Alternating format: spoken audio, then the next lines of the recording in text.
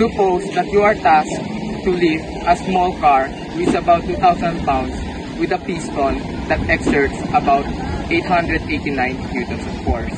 However, this is insufficient as lifting a 2,000 pound car requires 10 times the given amount of force. But what if I tell you that you can leverage a particular law in hydraulics that can help you achieve such a thing? Greetings, my name is Prince Darren A. David. I'm Dan Arkin A. Adriano. I am Abram N. Kunal, and we are here to discuss about Pascal's principle. Pascal's principle states that when pressure increases at any point of an enclosed fluid, pressure in every other part of a container would equally increase.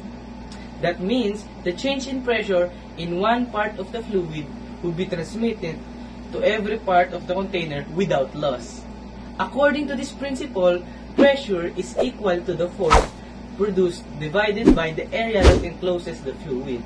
This principle was discovered by Blaise Pascal, a French mathematician and physicist, in an experiment performed during the 1600s. This experiment involves pushing a 10-meter rod inside a barrel filled with water. Pascal observed that the pressure within the barrel caused it to burst. This principle is oftentimes applied in hydraulic systems, which exerts pressure towards incompressible fluids, such as water and oil, as a means to transfer force from one point to another. Knowing this, we can exploit the Pascal's principle by designing a hydraulic system that increases the initial amount of force exerted within a contained liquid 10 times. This works because the area of the latter part of the system is 10 times than that of the first part of the system.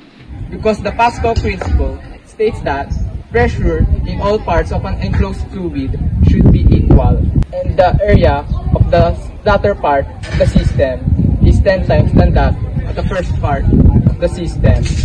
The force in the latter part of the system should also increase 10 times so that the equilibrium in pressure remains intact and it obeys the Pascal's principle.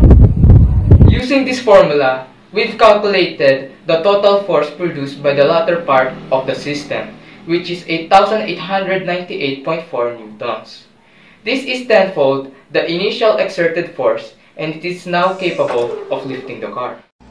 The practical applications of this law include car brakes, medical syringe, squeezing a toothpaste tube, airplane landing gear, and car jacks in repair shops. And that's Pascal's principle. We hope you learned something